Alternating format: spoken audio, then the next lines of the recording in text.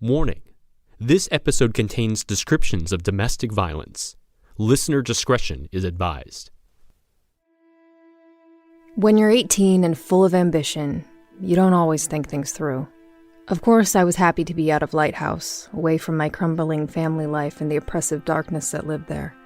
For the first time in my entire life, I finally felt free. Free to pursue what I desired, free to make my own choices, and free from the overbearing gloom that I had grown so accustomed to. College was a high point in my life and will forever remain just that. But college doesn't last forever. The lulls in studying come more often than I realized. When I left Lighthouse at 18, I was so sure I wouldn't have to return until I was done with my degree. And even then, I was hopeful to get a job straight from there. You don't think about the holidays or summer breaks, where they often force you to leave campus, sending you back home, where people often enjoyed the times with their families. Not me.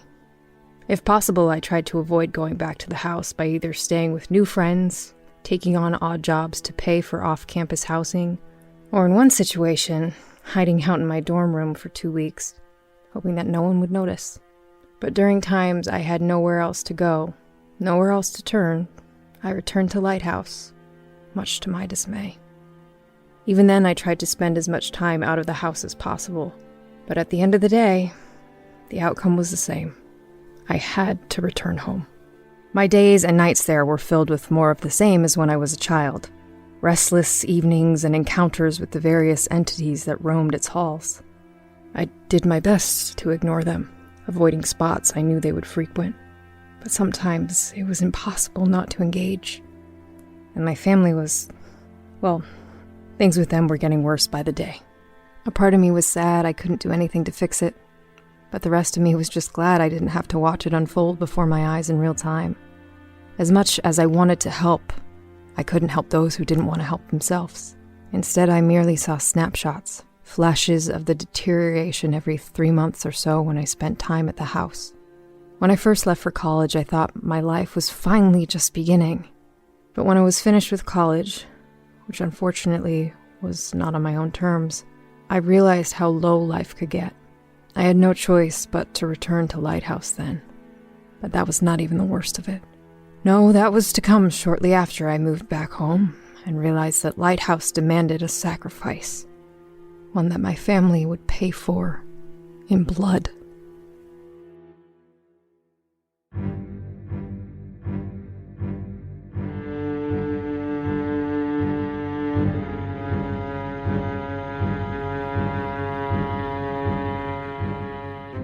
Lighthouse, Chapter 4, 1973.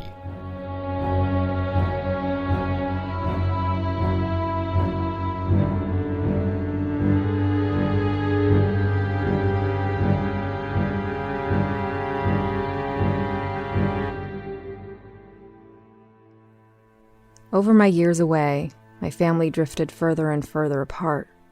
My father, drunk and unemployed, spent what little he had from workers' compensation on his vices, spending long days still in his study. When he wasn't in there, he was often getting angry at the slightest altercations, beating my mother for them, and then falling asleep back in his study. It was a cycle that was oft repeated, and while I was thankful to not be privy to it while I was away, the moments I did see broke my heart. My mother tried to stand up for herself a few times, but over the years, she stopped trying.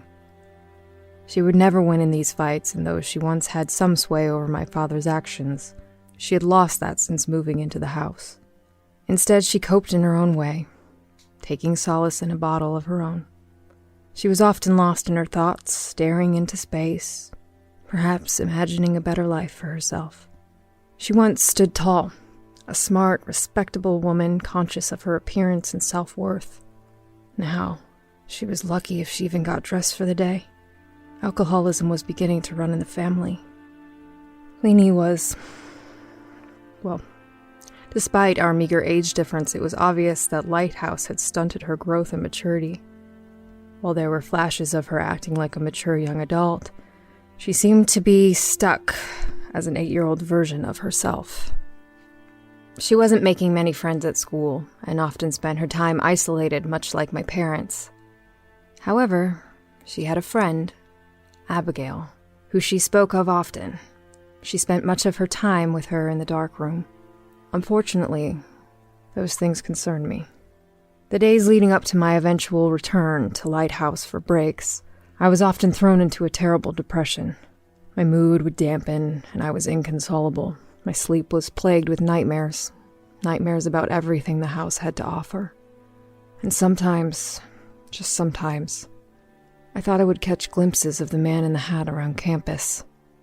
It was silly to think that, of course, as I was sure that he couldn't be anywhere but the house. I did have a bright spot, someone that could make me feel better and showed me that the world I wanted to live in was worth fighting for. His name was Mark Henderson. I met Mark shortly after I arrived at college. I was assigned a room, but a few weeks in, I began to have issues with my roommate. Instead of waiting it out until the next semester, my roommate went behind my back to complain about me to the housing authority, which resulted in my getting a room change, which, thankfully, worked out to my advantage anyway. On the day of the move, I lugged my suitcases across campus to my new building as a light rain began to fall. I tripped over something on my way, perhaps a rock or my own clumsy feet, and even though I was fine, when the suitcases hit the ground, one of them sprang open. Clothing spilled all over the sidewalk, and with the rain coming down harder, they were getting soaked. I quickly dropped to my knees, embarrassed, and began to grab at everything. The wind was picking up and caught some of my shirts in the breeze, taking them further away.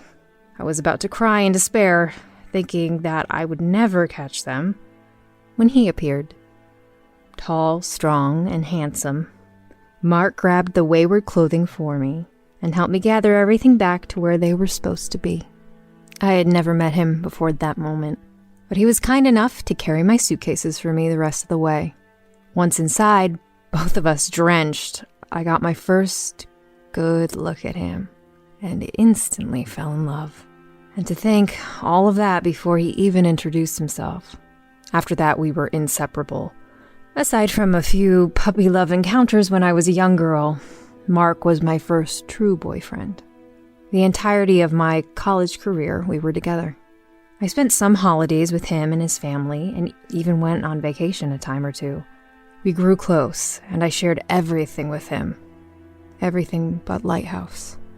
Whenever the topic of my family came up, I tried to divert to something else. Most of the time, Mark was respectful enough to understand, but he did try to pry at times. The tiny morsels of information I gave him seemed to sate his curiosity, but I knew eventually I would have to talk to him about it, especially since, as we got closer to our senior year, we began to talk about our future together.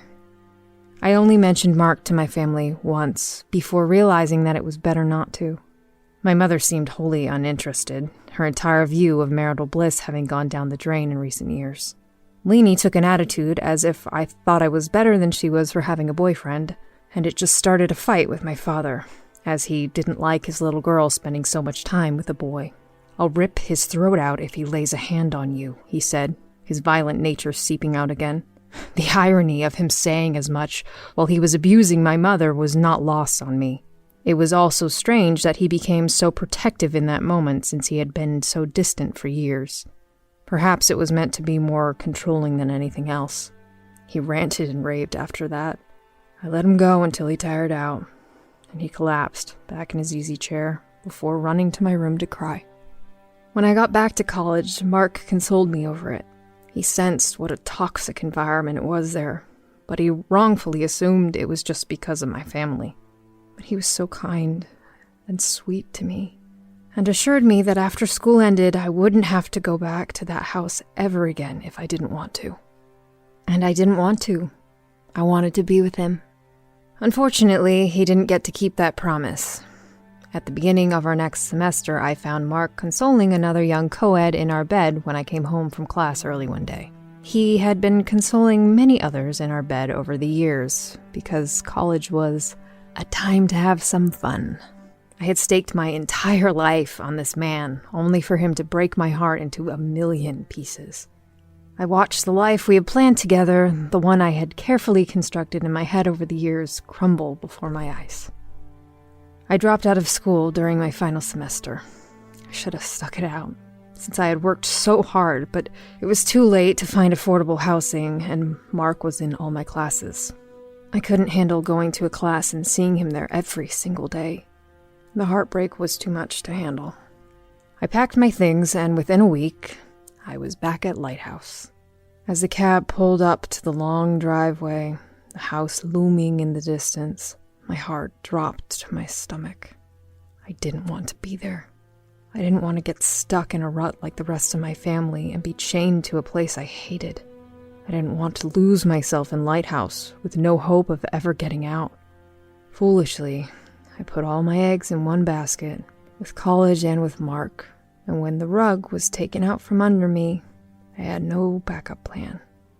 Now I was forced to come up with a new life plan, or be trapped there forever. When the cab stopped in front of the house to let me out, I happened to glance to the third-story window. Standing there behind the glass was the man in the hat. A ghastly smile formed on his lips as he tipped his hat in my direction, welcoming me back home. I read something more into this gesture, something far more sinister. As he disappeared backward into the shadows, I saw something more than a simple greeting. This was a message that said I belonged to Lighthouse, and no matter what I did to get away, there was no escape.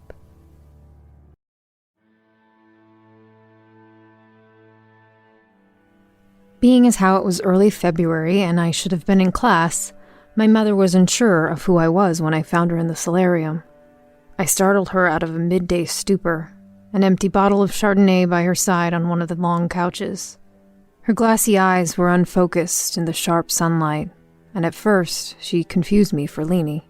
When I helped her sit up and told her it was me, she shook her head as if to try to shake the drunk away. Her hands, cold and clammy, reached out for me and cupped my face. A smile appeared as she kissed my forehead, telling me she was happy I came home. Until her expression changed, she asked me why I was home. I hadn't cried on anyone's shoulder, let alone my mother's, for years. But in that moment, I needed her more than ever. I let it all out, from the blissful ignorance of my relationship with Mark to the eventual downfall of our life together. She listened, and for the first time in forever, I felt like my mother was truly there for me. She caressed my hair as I poured my heart out and continued to hold me until the tears stopped flowing. When I finally lifted my head up, she looked at me and told me how sorry she was, right before she slapped me across the face. I was too shocked to feel it at first, but my hand instinctively went to my cheek. "Foolish girl," she uttered as it began to sting. "You should know better." She walked out of the solarium, leaving me alone to cry again, but this time for a wholly different reason. I sobbed in silence, my eyes looking toward the lighthouse outside. Later that night, I somehow mustered up enough courage to join my family for dinner. My mother was already seated, Leenie by her side, holding on to that teddy bear she found in the dark room. Once Leenie saw me, she bounded up and wrapped me in a big hug. I hadn't seen her since I returned, as she presumably was in the dark room, but seeing her now did bring a tiny bit of joy to my day. I fiercely hugged her back. "I'm so happy you're home," she whispered in my ear. Before I could respond, she followed up with, "Abigale is too." At the mere mention of the name, my body unconsciously recoiled back from her, but she didn't seem to notice. She sat back down, placing Abigale on the table next to her plate as I studied her. Dinner had apparently come in the middle of her applying makeup, as there was a dark patch on her right cheek where she apparently started to apply some rouge and then stopped to come down to eat. We picked at our food for a few minutes, an undercooked chicken that my mother didn't mind risking salmonella for, when much to my surprise, my father appeared in the doorway. He had somehow tore himself away from his busy schedule of locking himself away in his study to join us. He slumped down into his chair and looked up at me and then to my mother. "What's she doing here?" he asked to everyone but me. "Tara's home now," my mother replied. My father finally looked back at me. "School's done?" he asked. "It is for me," I told him miserably, still picking at my dinner. "What's that supposed to mean?" he said. "She and Mark broke up." My mother chimed in before I had a chance to say anything else. "He cheated on her." A silence fell over the table, no one quite sure what to say next. I was embarrassed that my mother told my father, as I would have preferred to tell him on my own terms. But it was out in the open now, with no going back. My father broke the hush on his own. "Good," he said, shoveling a forkful of half-raw chicken in his mouth. "I never liked him anyway." "Abigale never liked him either," Leenie followed with quickly. My father roared at her in response. "What did I tell you about Abigale?" he yelled, leaping from his seat with a quickness I wasn't aware he was still capable of. "I told you I don't want her anywhere near the dinner table, let alone you speaking that name in this house again. Do you hear me?" Leanie's eyes looked down at her plate, quick to comply. A meek, "Sorry," escaped her lips. "What was that?" he roared again, still staring at her. Her eyes darted in his direction for a second before looking away again. It dawned on me then that the dark spot was not an interrupted makeup attempt, but instead a bruise, one that looked fairly fresh. At some point, my father had apparently added hitting my sister in his repertoire. "I'm sorry," she said, louder this time. All the while, my mother ignored the goings-on. "That's what I thought," he said. "You listen to me if you know what's good for you hear?" It was clear to me that things had degraded even further in the past few months, with both my sister and my mother living in fear of my father. Each was eager to ignore the plights of the other as a way to escape his wrath, if only for a few seconds. But now that I was home, now that I was forced to be here again, it wasn't how I wanted to live. I refused to be under his thumb, meekly obeying him. No one was standing up to him, no one said a thing, but I wasn't going to stand for that. I don't know what came over me then, but a single word escaped my lips. "No!" The room fell silent again. Leenie gave me only the briefest of glances, clutching Abigale tight, while my mother turned her head. My father, still standing, slowly walked over to me, rubbing the scar on his palm, a feat of champions in his apparently inebriated state. He placed a hand on the back of my chair and leaned in close, his sour breath causing me a bit of nausea. "What was that, smart mouth?" I turned my head and looked him square in the eyes, steeling all of my nerves to stand up to him. I said no. I felt the impact of his hand before I saw it. A backhanded slap sent me sprawling off the chair and onto the dining room floor. My father's eyes burned with hatred as they stared down at me. "How dare you," he bellowed, "you ungrateful little bitch!" I said nothing. I just laid there on the floor, my hand cradling my face from his hit. In a single day, both my parents had struck me, and the emotional repercussions of that were worse than the physical ones. You think just because you run off and leave your family to get an education that you can disrespect a man in his own goddamn house? You think you're so goddamn special? He was working himself up into a frenzy now, spittle flying from his lips as he raised his voice higher and higher. His avalanche of emotions scared me, as it was apparent that he kept all this in for years, bottling it up to all come out at once. "I don't care what fancy books you learn from out there, but this here is my house. My house! And you will obey my rules!" To accentuate his point, he took my chair and tossed it backwards, shattering the wood backing. My sister flinched as it cracked while my mother finally looked in my direction, my eyes silently pleading for help, anyone's help, but neither of them moved a muscle as my father continued. "If it wasn't for you, we wouldn't have been in this mess, you know. You forget all I did for you, all the money I spent on you, trying to make you well. But if you're going to be back here, you're going to have to learn some respect, and I'll be goddamned if you don't respect me in my own goddamned house. And if you don't, I will teach you some respect. You understand me? Do you?" Every part of my brain screamed at me to agree, to say whatever needed to be said to stop this before it got any worse. But something inside me refused to do so.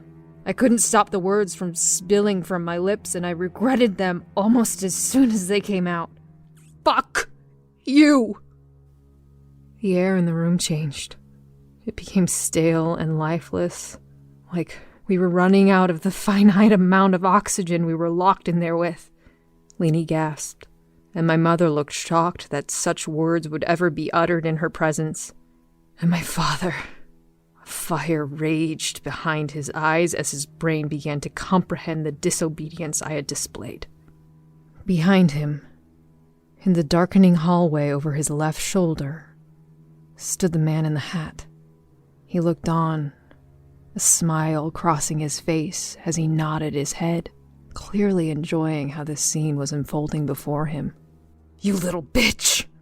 my father said, drawing my attention back to him as he undid his belt and wound it around his hand. "I'll teach you some respect!" He whipped me with the belt, the buckle slashing a thin cut across my arm. I cried in surprise, beads of blood falling onto the floor. I crawled backward, trying to get away, but the buckle found its target again and again, my arm again, my leg, and even once across my cheek. My father kept coming toward me, dark circles growing under his eyes, and his body stinking of sweat. Every strike, I begged him to stop, and yet he didn't. I finally backed up against the wall as he stood towering over me. I put my hands up to my face to block the next blow as he prepared one, but it never came. I chanced to look, and saw that my mother had grabbed the belt in mid-swing, preventing it from hitting me again. "Get away from her, Henry," she said, with a slight tremble in her voice. He turned to her, his fury growing, but my mother didn't care. Despite her flaws, she had had enough of his abuse. She looked at me and shouted, "Run!" I didn't hesitate. I got up, ran towards Leenie, and pulled her with me out of the room. We ran out of the dining room and into the main hall. Behind us, we heard our father strike our mother, the impact reverberating through the house, but we didn't stop. Self-preservation was the only thing on our mind. I directed us towards the stairs. My hope was that we could barricade ourselves in a room up there while we called for help. We had only taken the bottom step when he appeared around the corner, a murderous gleam in his eye. "Get back here, you little bitches!" We bound up the stairs as fast as we could. He gave chase, taking the steps 2 at a time to close the gap between us. My mother appeared behind him as well, still trying to stop the madness. Once we were up the stairs, we made down the hall for one of the spare bedrooms. We passed a window and I could see the lighthouse in the night. Though it was dark earlier, that was no longer the case. The glow was back. I was distracted. It stopped me cold in my tracks. I stared at it, the glowing, pulsing brighter than I had ever seen. As if energized by the goings-on in the house, this frightened me more than anything else, because it meant that it was going to get worse. This momentary distraction was all the time my father needed to gain on us. Thankfully, he tripped on the top step, giving us a few seconds to escape and my mother time to catch up with him.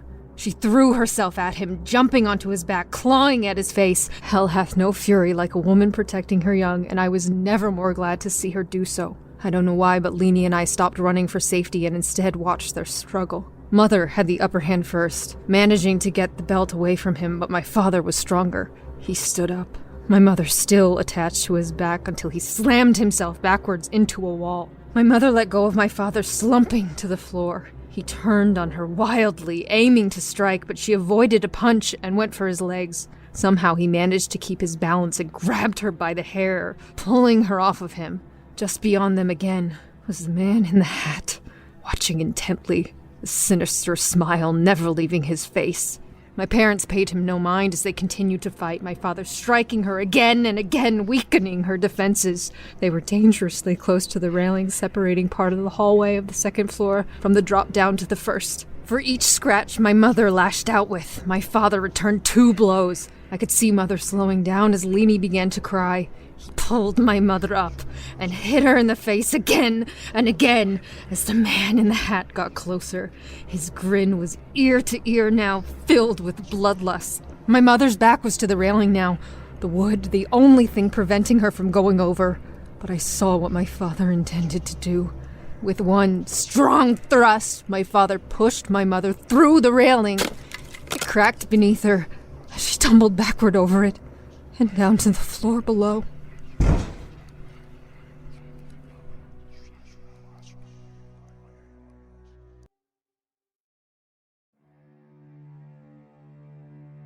Leenie screamed and wrestled out of my grip. She ran down the stairs into my mother's side. My father just stood there, looking down at them, breathing heavily. When he didn't make a move, I thought it was safe enough to follow, and ran down to my mother as well. She stared upward, unmoving, but thankfully still breathing. Leenie pulled her head into her lap and caressed her hair, crying into it, repeating, "Please don't die, Mother, please don't die, I love you." I ran for the kitchen. I dialed the police and tried to gather my thoughts to explain what had happened. The line rang and rang and rang, a seemingly endless call, until finally the operator picked up on the other end. Just as I opened my mouth to ask for help, Leenie let out a blood-curdling scream from the hall. I dropped the phone, leaving the person on the other end hanging as I made my way back to her. I stopped short when I saw her still holding my unmoving mother, staring down the end of the hall. My father must have come down the stairs when I went for the phone, because now he was coming out of his study. He held the shotgun, the one from the trophy wall, in his hands. He wasn't done with us yet. He intended to finish the job. "Get up!" he said to Leenie, and pointed the shotgun straight at her. She didn't move at first, still cradling our mother's head.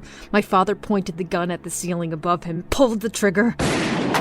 The blast made us all jump as it echoed within the hallways of the house. He aimed it back at Leenie. "I said, get up!" This time she did, gently lowering my mother's head to the ground. Leenie, tears streaming down her face, pleaded for her life as my father moved closer. "Leenie," I said, trying to be calm. "Come to me."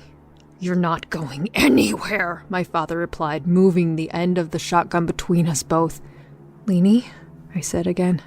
She started to move toward me, but my father had other ideas. He aimed for her and pulled the trigger again. The blast struck her legs, knocking her to the ground, her cries of agony bringing me to tears. "I'll teach you to disobey me, you little bitch," my father said as he looked at me. He started to reload his shotgun, pulling a shell from his pocket. "I'm coming for you next. You have to the count of 5. 1. I didn't move. I didn't want to leave both my mother and Leenie there to incur his wrath, but I also hoped to keep his attention on me to get away from them. 2. I didn't have much time to think, but I wasn't sure what my decision would be. 3. Run! Leenie yelled at me, and that did it for me. I took off down the hall again, back toward the kitchen. 4. I grabbed the dangling phone and yelled for them to send help. 5. I took off again, this time toward the pantry. I hoped that somehow I could lure my father down into the basement and lose him among the stacks and rows, to double back up the stairs and lock him inside. It wasn't the best of plans, but it was the only one I had. I threw open the basement door and nearly tumbled down the stairs. My legs, still sore from the beating he gave me earlier, slowed my progress. I had to be quiet down here, not give away where I was hiding, and then maybe, just maybe, my plan would work. My eyes darted around in the darkness for somewhere to hide. There weren't many things to hide behind down here. There was only one suitable hiding place that came to mind: the dark room. I made my way toward it as I heard my father's footfalls overhead, coming for me. I was glad to find the dark room's door open. Once inside, I huddled down and held my breath, listening. He was coming down the stairs. The creak of every step was like the sound of my own death approaching. When he reached the bottom, he cried out again, "Come out here, Tara! Don't make this worse for yourself." I covered my mouth, trying to quiet myself more, and waited. There was only silence. Was this a trick? I waited some more, straining my ears to listen for him. But there was still nothing. Where was he? As I hid there in the dark of the basement, I decided to brave a look and peered around the door frame of the dark room. I nearly screamed when I spotted my father at the end of the row, shotgun still in hand, his shoulders heaving. He merely stood there, a hulking form in the dark. It looked as if he was collecting his thoughts, determining his next move. My breath caught in my throat as I saw movement on his right side, a swirling mass of darkness, almost imperceptible to the human eye, if not for the slight contrast between the gloom of the basement and the darkness of its form. It was the shadowy thing, leaning over my father, whispering in his ear again. It wrapped itself around him, tendrils of its darkness seeping into my father's skin as it became part of him. Even from where I was standing, I could see the light go out in his eyes, the the fire replaced by a funeral pyre of blackness. I was frozen with fear. Not believing what I saw, I clenched my eyes shut, hoping that my old trick would help wish it away. 1, 2, 3, 4, 5. I took a breath and opened my eyes. My father was still there, the shadowy thing still forcing its way inside him. Just like the way it bulged and stretched out the walls, it did the same with sections of his flesh. It was revolting. Just before the last of it absorbed into him, he looked up, and what was left of his eyes met mine. I dropped back, hopeful that it was a mere coincidence, but in my heart, I knew better. I heard the gravel crunch under his boots as he made his way toward me. I panicked. In the heat of my fight or flight, I wasn't thinking clearly and had backed myself into a literal corner by hiding in the dark room. There was nowhere to hide in there, nowhere to run, but this is where I would make my final stand. If this was the moment I would die, I was going to go down fighting. I had only seconds before he arrived, so I frantically began to look for something, a weapon of some sort to defend myself. My hands searching the shelf, knocking photo albums and chemicals from places they had sat for years. But alas, there was nothing. In my desperation, I had a moment of clarity. It had been years since the incident, but I thought back to the first time I found Leenie down here, laughing with Abigale. She held a hunting knife out to me then, before I took it and hid it away beneath the workbench. It was a long shot, but it was my only chance. I fell to my knees, my hands searching for the hidden shelf beneath the bench, fingers grasping for purchase. But there was nothing, no shelf, no knife, and sadly, no hope. I pulled my hand back only to brush up against something solid. The knife! Somehow I missed it earlier, but it was still there. I grabbed it and jumped to my feet, pressing myself against the wall adjacent to the doorway. My father's shape filled the small doorway as he was too tall to walk in directly. His body blocked what little light was allowed in the room, and I was plunged into darkness. I could see the glint of the shotgun's barrel poke through first, its tip almost sniffing the air, searching for me. I raised the hunting knife above my head, but hesitated, taking in the weight of what I was about to do. This was my father, the man who raised me, who cared for me, who comforted me when it was needed. Our relationship had not been good for years, but in that moment, I remembered all the good times that had come before, followed shortly by all the bad. He was also the man who beat my mother near daily, who wasted his life away drinking in his study, and now was coming to kill me. Using all the strength I could muster, I plunged the knife downward directly into his left shoulder. It met very little resistance as it slid into him like I was carving a Thanksgiving turkey. He screamed, a mixture of pain and fury as he dropped the shotgun to the ground. I tried to be quick to grab it before he did, but he somehow managed to turn his body and land a punch into my sternum. With the wind knocked out of me, I slumped back against the wall, trying to regain my footing. I watched as my father fully entered the room. As he reached for the knife, still lodged in his back, he managed to grab it, and I heard his skin rip as he tore it out. He threw it to the ground, blackness swirling around him. I grabbed for the knife, but he kicked it away out of the dark room and far out of my reach. I struggled to catch my breath, but he was already on me. His hands found their way around my throat and squeezed, pulling me away from the wall and down onto the ground into the dirt. He straddled me, his hands never losing their grip as he began to use his leverage to pull my head off the ground before slamming it back down again.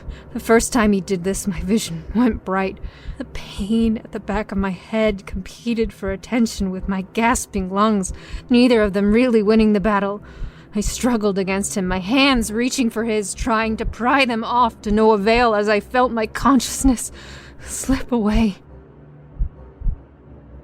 He slammed my head against the floor and my consciousness came back to reality. Blood from his shoulder wound dripped down, splashing onto me and into my mouth, making it even harder to breathe. The only thing I could focus on was the raving madness that consumed my father. My eyes pleading with him, trying to reach a part of him that still loved me, but I was failing. There was nothing but hatred there as his fingers clasped tighter. I thrashed my legs, trying to find enough purchase to tip him off balance. Anything to help relieve the tension on my throat. I tried to jam my fingers into his eyes, but I was losing ground and my strength was leaving me by the second. I began to see things. White spots appearing at the corner of my vision as my body struggled for a breath of fresh air. I felt my limbs betray me as I willed them to keep moving, but they slowed to a crawl. I felt myself drifting away as my brain told me to stop fighting and let it all go. Just a few more seconds, and I could finally be at peace. The darkness began to encroach in on me, and I saw the man in the hat one final time, standing behind my father, a hand on his bleeding shoulder as he smiled at me, and I hated that his face would be the last thing I saw. I closed my eyes, and as my last breath escaped my body, I finally found solace in the fact that if my only escape from Lighthouse would be death, then so be it. I let go. Embracing the open arms of my demise, I felt relief. I was free.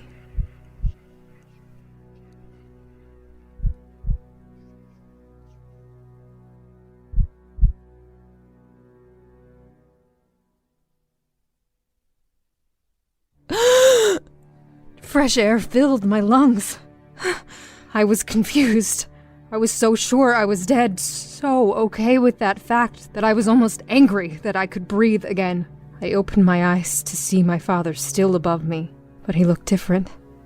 The darkness could no longer be found behind his eyes. Instead, they looked like two wide saucers staring at me in shock. His mouth parted as drops of blood fell from it and onto my face. He hung that way for a second before he collapsed, the full force of his weight landing on me. The air my body was so desperate for moments ago escaped again. There was something sticking out of the back of my father's head. I had to focus on it to make sure I was not imagining it. It was the hunting knife, buried in the base of his skull up to the hilt. My father was dead. I looked above him, expecting to see the man in the hat standing there, but he wasn't. It was Leenie. Her eyes were equally as wide as my father's were. She was in shock and on the verge of a full-blown panic attack. I tried to call out to her as the realization of what occurred came to me. Leenie had somehow made her way down to the basement to save me, at the cost of taking the life of the man she called her father. That decision was something that would stay with her for the rest of her life.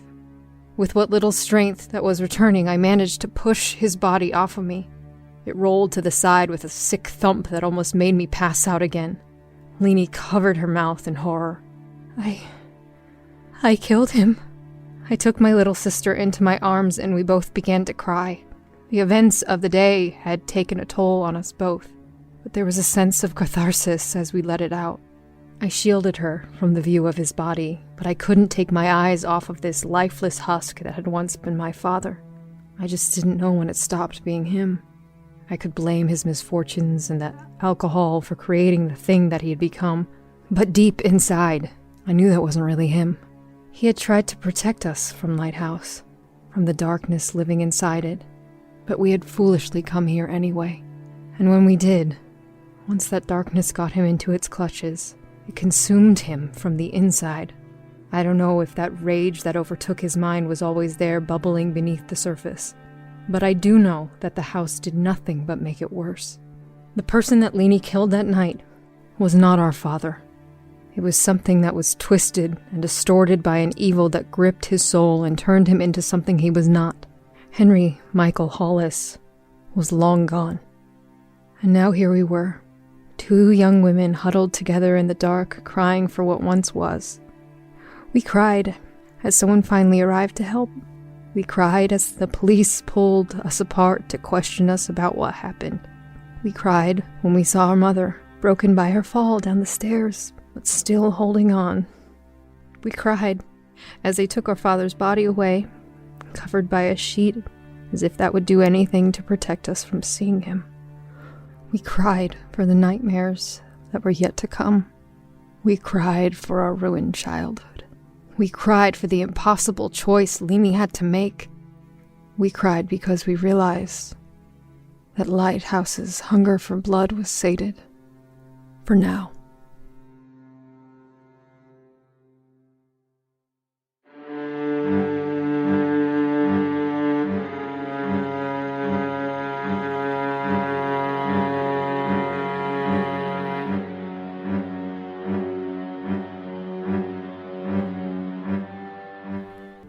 Chapter 4 featured the voice of Ali Trasher, written and directed by Jeff Heimbuck, audio engineering and original musical score by Corey Celeste, production assistance by Alex Gona, executive produced by Holly Fry.